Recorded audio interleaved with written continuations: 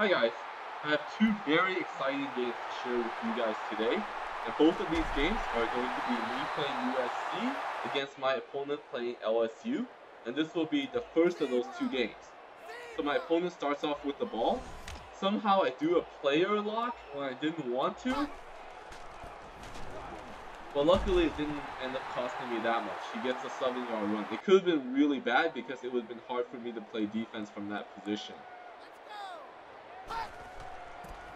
And my opponent goes with a second down run, and very nicely got a first down there.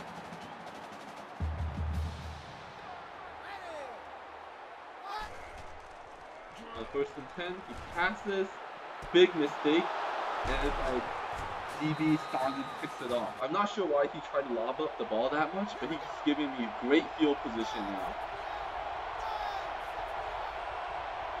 And it's always a confidence booster when you kick off to start the game and you can get a turnover or a 3 and out right away. And that's essentially what happened. And somehow I was not able to hit the slant to Robert Woods. And now he's playing me man again. And ooh! Tough throw and catch there. I think one thing I learned through my games is that Barkley is not a very good thrower on the run. And that time it showed again because there was a little bit of a window, not a big one, but I was not able to hit. Luckily here I get a free play, but I was not able to do anything with it. I just have to take the offsides penalty. So 3rd and 5. Here I'm just trying to hit a short route and get a first down and go from there.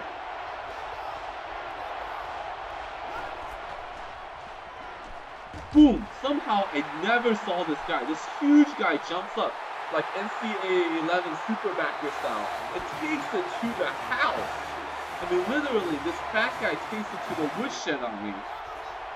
I would never expected that, especially on that type of route. Even if it's picked, like it would not be an interception. But I come right back, Marcus Lee, deep pass, but for some reason the guy used a different defender at just the wrong time, and I was able to take it all the way and tie the game up right away. And now 2-point conversion, here we go again, same play. And somehow I was able to draw him offsides. In retrospect, maybe I shouldn't have done that because the advantage I gained from drawing him offsides there is very little, and if I get a false start, that's very bad. So here we go, same play again. Robert Woods, my favorite play. And incomplete? What? Alright, I gotta see this in slow motion. How can this play not work, man? Robert Woods is the man. Oh! Honey Badger. There it is, man. Honey Badger basically breaks up the play. Wow. I mean, as good as Robert Woods and Marcus Lee are, I guess they finally met their match in the Honey Badger. Wow. That's the first time that has happened to me where a blind slant to Robert Woods on a 2-point conversion fails. And basically Honey Badger was able to jam him. Wow, deep pass here. A nice catch by the opponent. And he started going with a no huddle, and one thing I noticed throughout this game is that whenever he goes to the no huddle, it works. And I think it's no different on this drive. Yeah, I was able to stuff Ware here, very lucky. And now 2nd and 7. Mettenberg throws, another first down. And he keeps going in this no huddle, and it works very well for him. Here I'm trying to gamble a little bit with the all-out blitz. Doesn't really work, and Ware gets 8 yards.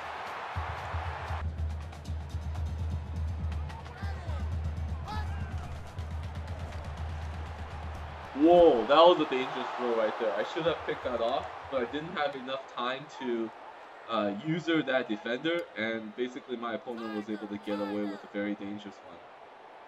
Wow, that was a missed opportunity. Nice run here to the outside. I didn't do very well with the user defenders there, and he was able to get a first and goal. Very, very nice. And here I was already kind of getting desperate, and I go with a zone blitz. A 5-2 zone blitz, actually. So, even stronger than a regular zone blitz. And wow! that should have been a pick regardless of whether I usered it or not. I mean, that was just right at the guy. And somehow, I just missed the second interception opportunity. It's only in the first quarter. And now I slam him just short of the goal line. That was a big defensive play because now it forces him to go for 3rd and goal. And I stuff him for 4th down. So very good defensive play there on 2nd down. And basically forces the guy to go for a field goal. So I get the ball back, down 10-6. And nice pass right there to Marcus Lee. And for some reason, the guy right behind me was not the Honey Badger. The Honey Badger was only the second guy behind the first defender, and he was not able to catch up. So very lucky. And here I go for 2 again, but this time I go with Marcus Lee, and it's a touchdown. So I recognize that Honey Badger is always going to be defending Robert Woods on that play. So I just go to the other side, and I figure, hey, I don't care who the second best cornerback is on the team, but he's definitely not as good as Honey Badger. And Marcus Lee and Robert Woods are so dominant that when they don't have Honey Badger on them, they're going to be able to make the play, which did happen. So my opponent gets the ball back, down 10-14. Oh my gosh! That was already my 3rd opportunity. And it's only the first quarter, the 3rd opportunity to pick off the ball. Sorry about the little bit of lag here. I don't think this lag continues for the rest of the game, so that's a good news. Wow, and right there, I was really kicking myself for missing the 3rd interception opportunity in the game already. So 3rd and 9. I'm hoping to stop him here, and I do. Not only do I stop him, I get a pick, and I get the ball down to the 15-yard line. A huge play, a huge momentum swinger right here. And this one, wow, picked up. I thought I could use the stick to get the ball, especially since he was already running out towards that direction.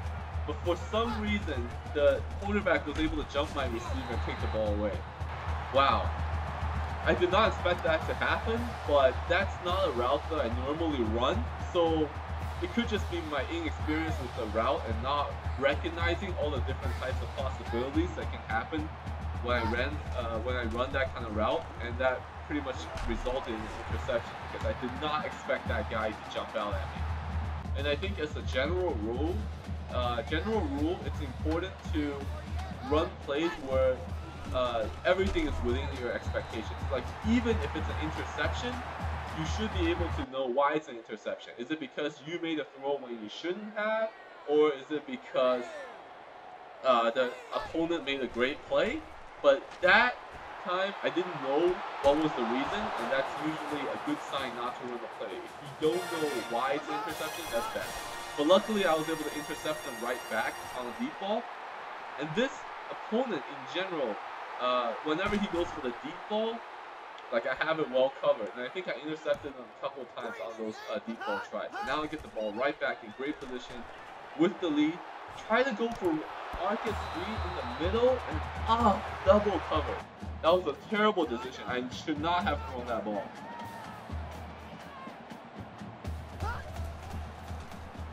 And I noticed that throughout the game he plays me man a lot, and that causes sacks like this one, which hurt a lot because it knocks me out of field goal position. I was in such good position, and now this time, I'm not sure what I saw there. I thought for a second that my guy was behind his defender, which definitely was the case, but the side defender came over at faster than I expected speed and was able to pick it up.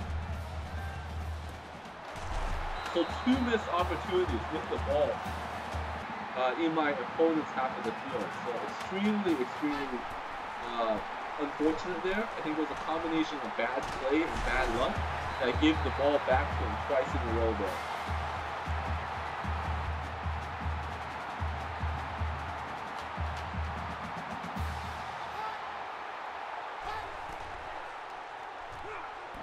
Oh my gosh, wow, that looked like it could have been a pick or it could have been like a fumble if I jarred it loose.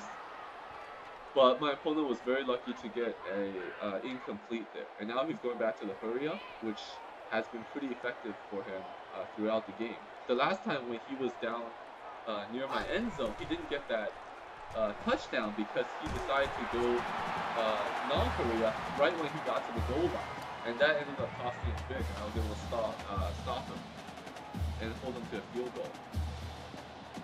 So we'll see what he does this time. But so far so good with this hurry up. And another nice pass. I thought the defender should have had that one for sure, but luckily I was able to knock it out.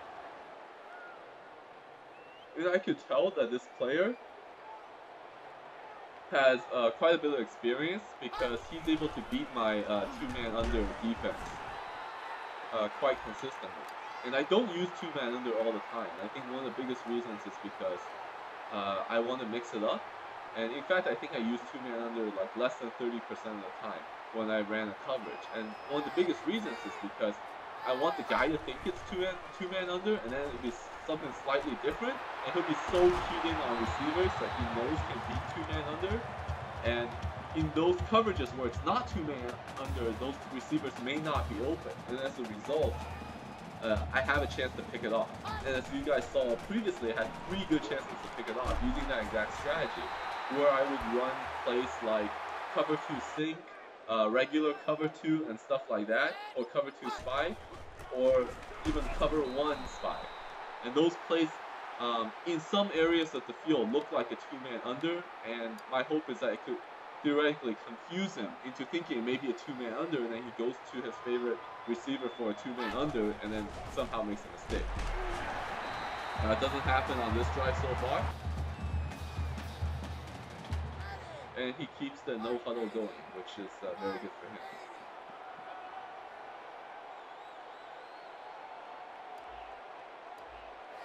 So this time I think it is a two-man under in fact.